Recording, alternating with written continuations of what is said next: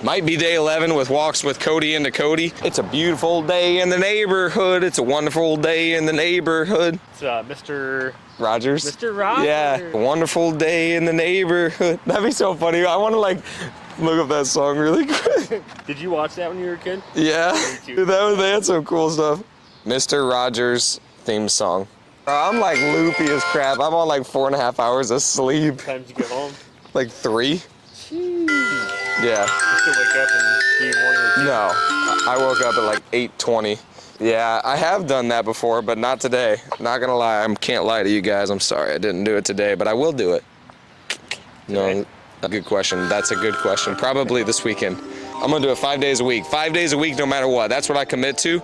So sometimes I freaking have to do it on the weekends. Honestly, I've been doing it on the weekends now since I've been in Florida, dude. I have not got back on track on, like, I've obviously that's the thing too, is I'm on track for doing it, not on track for doing it during the week. Right. So, yeah. All right, let's hear this song, dude. It's a beautiful day in this neighborhood, a beautiful day for a neighbor. Would you be mine?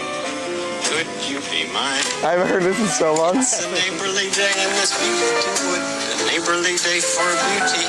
Would you be mine? Could you be mine?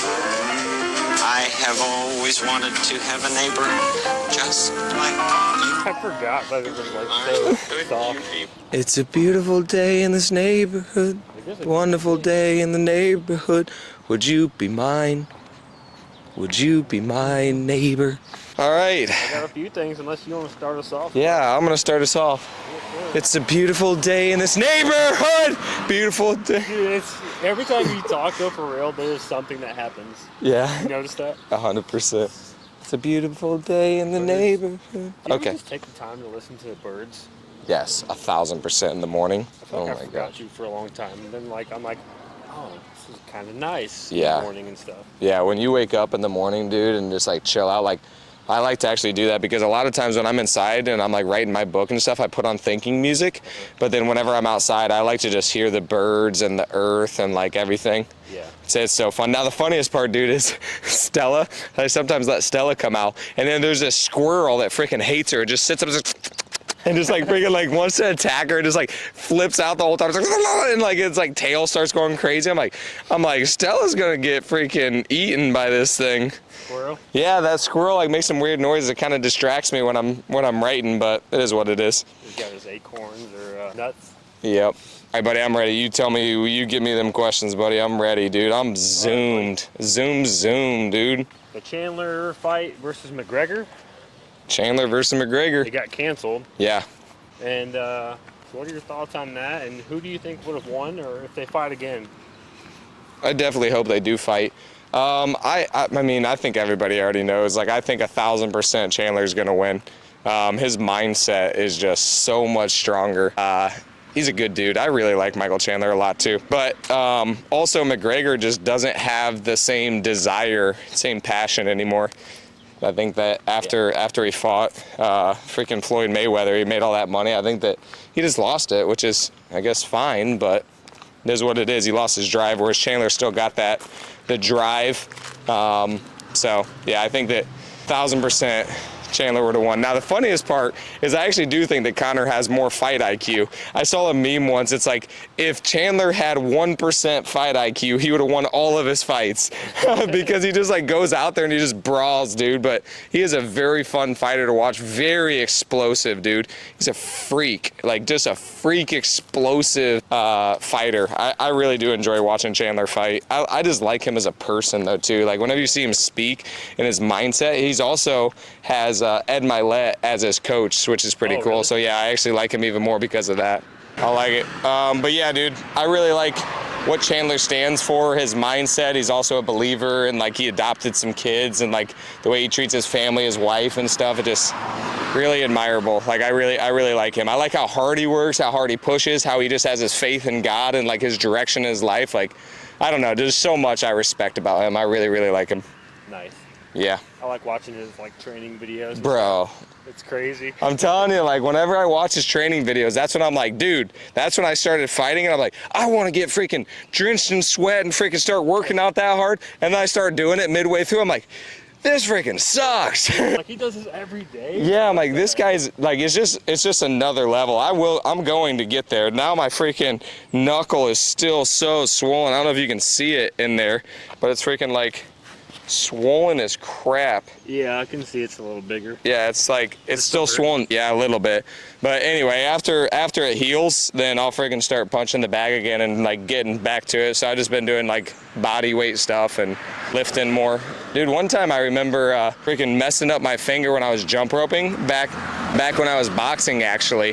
That sucked really bad because I was fighting in Kendallville, which is my hometown.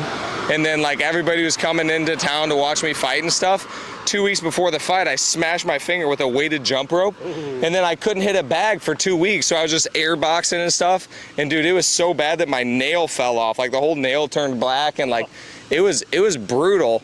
And I ended up losing that fight. Sucked pretty bad because like I just got gassed because I couldn't hit a bag and I didn't have the stamina because I was just air boxing and stuff. Oh, sorry, dude. Scared the crap out of me, bro. He didn't stay on your left? I know, yeah, I was just like, woo. I was like scared. Sorry, dude.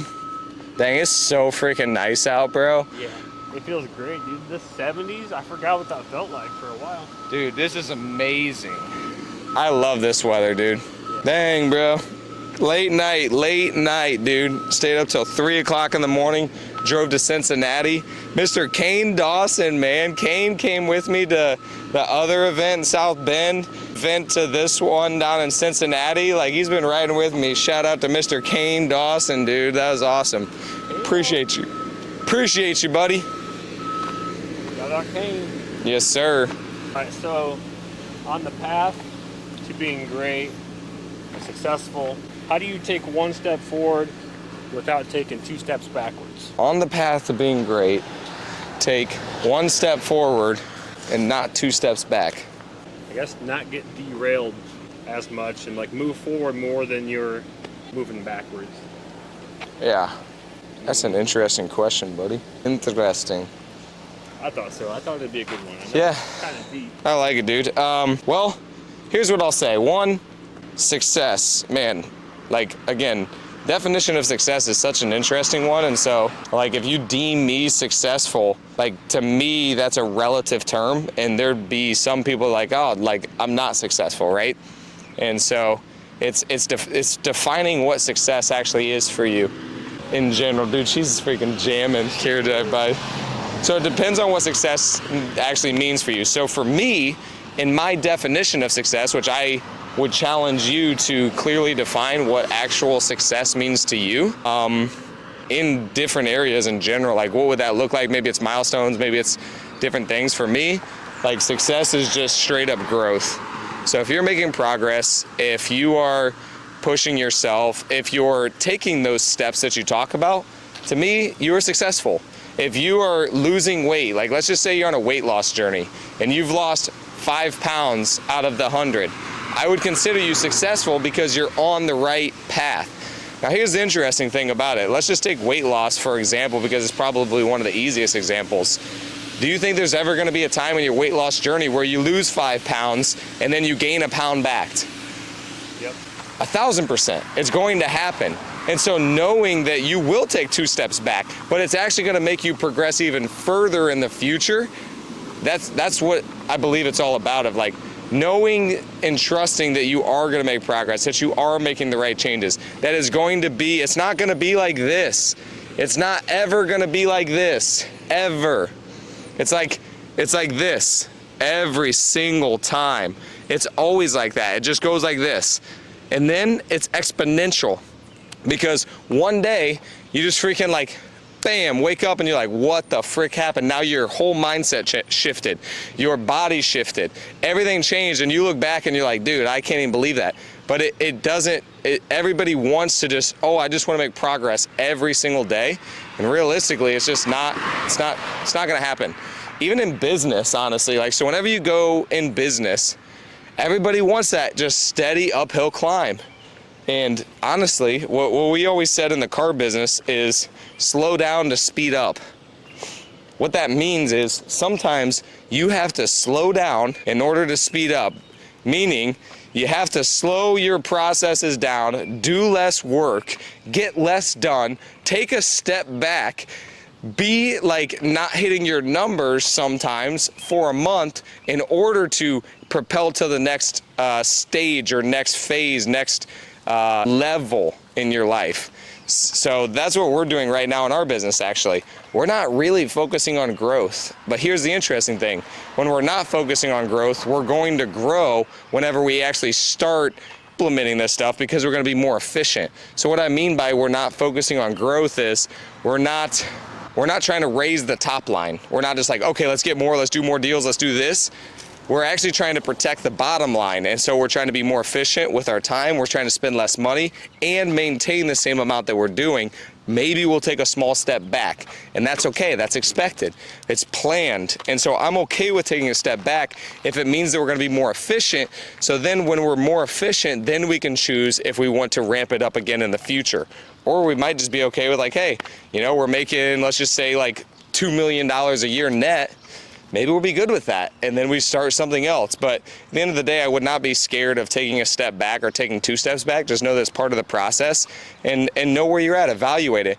The biggest thing that I would say about where you're at and success and all of that stuff, growth, in my definition is growth, track it.